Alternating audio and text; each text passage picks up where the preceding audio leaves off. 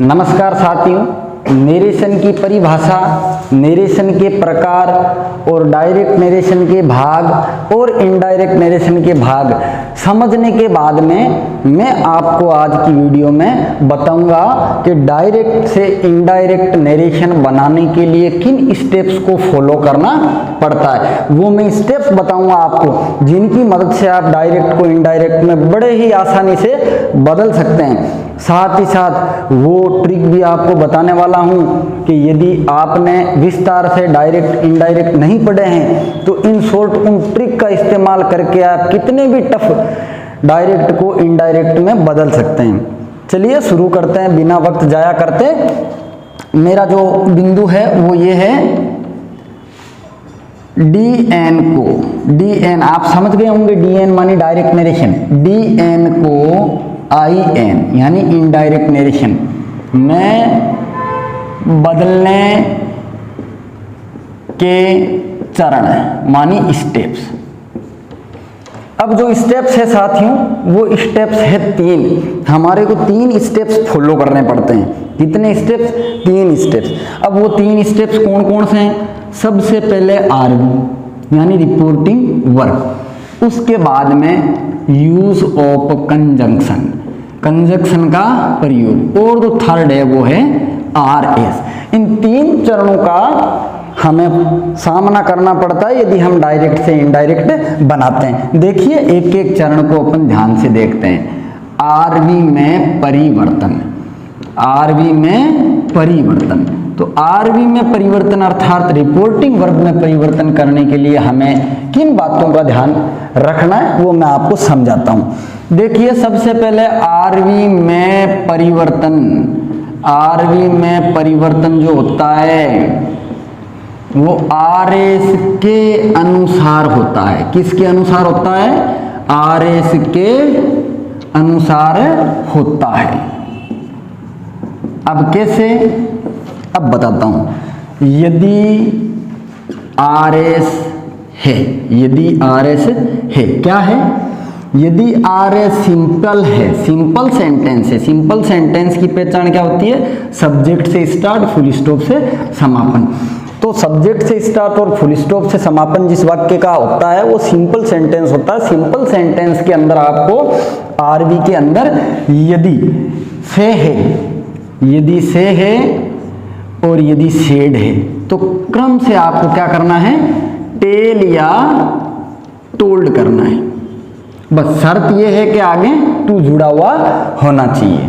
अब देखो ये तो हो गया आपका नंबर 1। अब नंबर 2, यदि आपको इंटेरोगेटिव मिले, यदि RS कैसा सेंटेंस है? इंटेरोगेटिव है। इंटेरोगेटिव का मतलब होता है क्वेश्चन मार्क। यदि इन द एंड आपको सेंटेंस के लास्ट में क्वेश्चन मार्क मिले, तो क्वेश्चन मार्क मिले ना, तो आपको से और जो सेड का बदलाव है वो बिल्कुल ऐसे करना है। से का आस्क कर देंगे और सेड का आस्क्ड कर देंगे। अब नंबर 3 की तरफ लेके चलता हूं आपको। यदि आपको RS का सेंटेंस है वो इंपेरेटिव मिले, इंपेरेटिव, इंपेरेटिव क्या होता है? वो आदेशात्मक वाक्य होता है। या फिर ऑप्टेटिव हो, ऑप्टेटिव का मतलब निर्देशात्मक, ऑप्टेटिव या इंपेरेटिव हो। अच्छा, ये प्लीज से भी शुरू हो सकते हैं वाक्य, या फिर एडवाइस से शुरू हो सकते हैं। तो इस तरह से जो इंपेरेटिव सेंटेंस होते हैं जिनके अंदर निवेदन किया जाता हो, ऑर्डर दिया जाता हो, एडवाइस दी जाती हो, सजेशन दी जाती हो, वो सब इंपेरेटिव और ऑप्टेटिव के अंदर आते हैं। अब मैं आपको बता देता हूं कि इनके अंदर क्या करना होता है।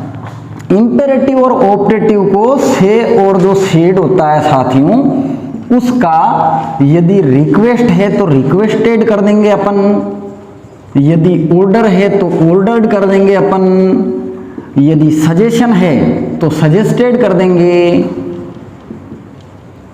और इसी तरह से एडवाइस है तो एडवाइज्ड कर देंगे। ये हो गया आपका इंपेरेटिव।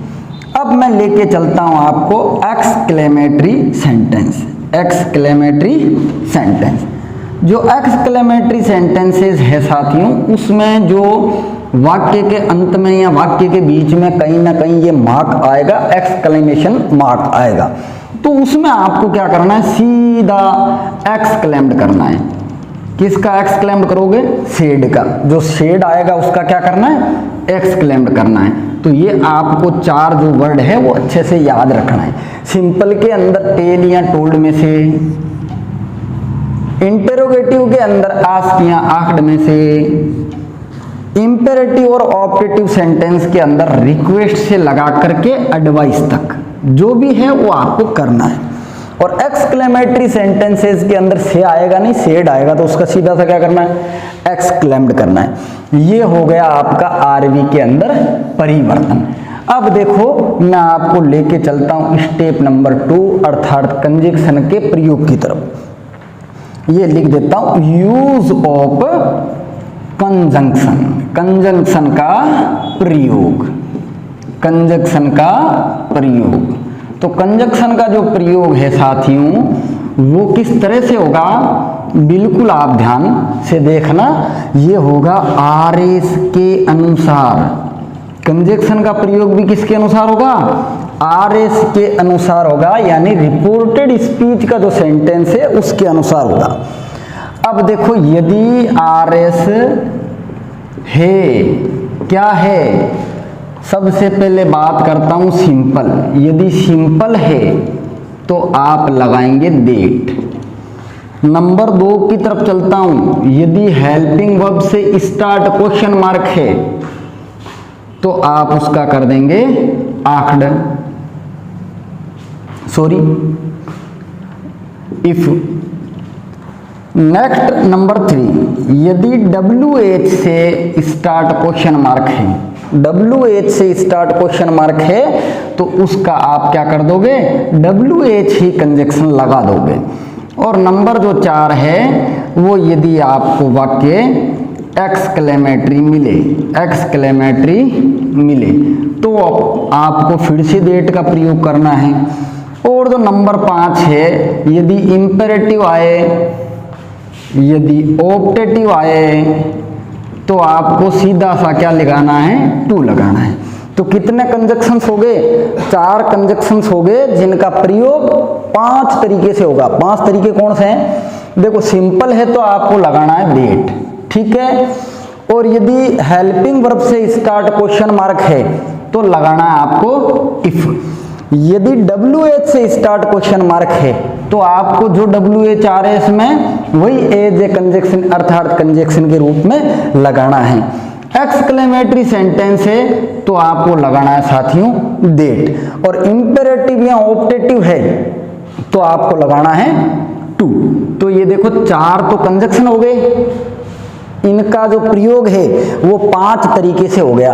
आप अच्छे से देख सकते हो, सिंपल डेट, हेल्पिंग वर्ब से start question mark if, WH से start question mark WH, exclamatory वाले जो सेंटेंसेस होते हैं उनमें डेट, और इंपेरेटिव और ऑपरेटिव जो सेंटेंस होते हैं इसमें टू। अब मैं आपको बताऊंगा कि आरएस के अंदर क्या प्रयोग। तो साथियों अब जो 2 स्टेप्स अपन ने देखे, एक तो आरवी में परिवर्तन कैसे करना है, दूसरा स्टेप अपन ने देखा कंजक्शन का प्रयोग किस तरह से करना है। अब देखो जो तीसरा स्टेप है वो है आरएस में परिवर्तन, चेंज ऑफ आरएस, मानी रिपोर्टेड स्पीच में परिवर्तन। अब देखो जब डीएन के अंदर आरवी जो बदलती है वो आरएस के अनुसार बदलती है, और कंजक्शन जो लगता है वो भी आरएस के अनुसार लगता है। तो आप समझ गए होंगे कि जो आरएस में परिवर्तन होगा वो किसके अनुसार होगा, वो होगा आरवी के अनुसार, आरवी के अनुसार। अब देखो यदि आरवी है तो, यदि आरवी है तो क्या है भाई, आरवी प्रेजेंट या पास्ट टेंस में हो तो अलग अलग प्रयोग होते हैं। जैसे देखो एक प्रेजेंट और फ्यूचर का मैं साथ में लिख देता हूं कि यदि आरवी आपको नजर आए कौन से टेंस में, एक तो प्रेजेंट टेंस में, एक फ्यूचर टेंस में, तो यहां पर आ जाएगा no change in tense, tense के अंदर कोई परिवर्तन नहीं, एनसी फॉर नो चेंज। अब देखो यदि आरवी आपको पास्ट टेंस में नजर आए तो आप सीधा सा बदलाव कर दोगे change into past tense, change into past tense. अर्थात प्रेजेंट सिंपल का वाक्य होगा तो उसको पास्ट सिंपल में बदलना है, और प्रेजेंट कंटिन्यूस का होगा तो पास्ट कंटिन्यूस में, प्रेजेंट परफेक्ट का होगा तो पास्ट परफेक्ट में। तो इस तरह से प्रेजेंट का पास्ट बनाना है। रही बात मॉडल्स वाले वाक्यों की, तो मॉडल्स जो प्रेजेंट में होते हैं जैसे कैन है तो उसका पास्ट क्या हो जाएगा, कुड हो जाएगा। अब देखो एक इसी के अंदर पॉइंट है चेंज ऑफ प्रोनाउन, जो प्रोनाउंस है उनके अंदर बदलाव। अब देखो चेंज ऑफ प्रोनाउन, वैसे तो प्रोनाउन 3 प्रकार के होते हैं आपको पता है।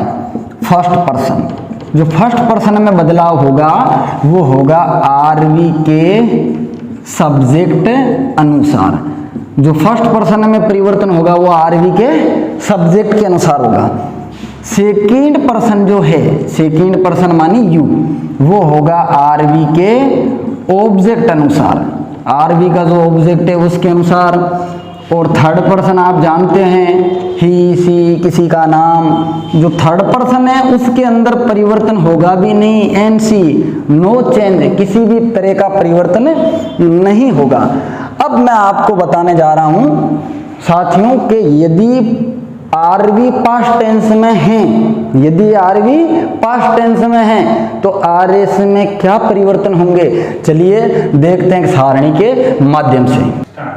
तो चलिए साथियों अपन देखते हैं कि यदि आरवी पास्ट टेंस में है तो डायरेक्ट से इनडायरेक्ट बनाते समय आरएस में क्या क्या परिवर्तन होंगे। तो मैं एक पॉइंट डालता हूं, क्या पॉइंट है, यदि आरवी पास्ट टेंस में हो तो IN में RS में निम्न परिवर्तन होंगे, निम्न परिवर्तन होंगे, अर्थात ये बदलाव होंगे।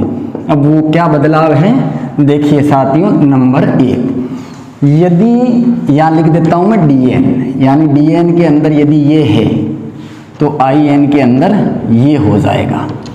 देखो यदि आपको DN के अंदर वर्ब की फर्स्ट फॉर्म में ऐसी ये डू अथवा डज नजर आए तो आप सीधा वर्ब की सेकंड फॉर्म अथवा डिड कर दो।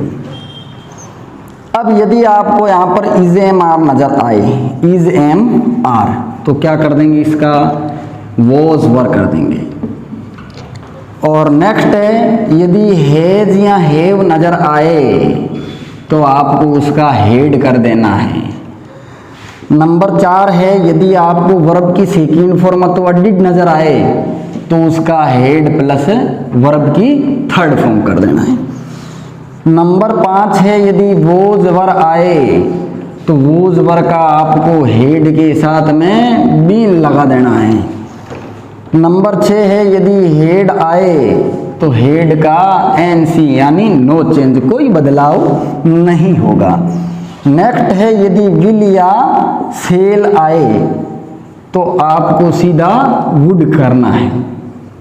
कंफ्यूज मत होना, सेल का शुड नहीं होता है, सेल और विल दोनों का ही इनडायरेक्ट नरेशन में वुड होता है। नंबर 8 देखिए यदि कैन और मे नजर आए तो उनका पास्ट हो जाएगा कुड और माइट। तो साथियों इस तरह से ये हो गया आपका DN में यदि यानी डायरेक्ट नरेशन में यदि RS में ये हेल्पिंग वर्ब्स है तो इनडायरेक्ट नरेशन बनाते समय इस तरह से हेल्पिंग वर्ब बदल जाएगी। लेकिन कंडीशन क्या है, कंडीशन यदि पास्ट टेंस है किसकी, आरवी की यदि पास्ट टेंस है तो उस कंडीशन के अंदर ये जो हेल्पिंग वर्ब्स या वर्ब्स है वो इन हेल्पिंग वर्ब्स या वर्ब्स में बदल जाएगी। ये देखिए ये हो गया प्रेजेंट सिंपल जो पार्ट सिंपल में हो गया, ये प्रेजेंट कंटिन्यूस ये पास्ट कंटिन्यूस में हो गया, ये प्रेजेंट परफेक्ट ये पास्ट परफेक्ट में हो गया। ये देखिए पार्ट सिंपल हो गया पास्ट परफेक्ट में, ये हो गया पास्ट कंटिन्यूस हो गया पास्ट परफेक्ट कंटिन्यूस में। और हेड अर्थात पास्ट परफेक्ट उसमें कोई भी परिवर्तन नहीं होगा। और विल या सेल होगा उसका हो जाएगा वुड, और कैन और जो मैं है उसका क्रम से कुड और माइट हो जाएगा। इसी के साथ आज की क्लास अपनी पूरी होती है। अगली क्लास के अंदर मैं आपको इसके एग्जाम्पल्स बताने वाला हूं, इसलिए मैं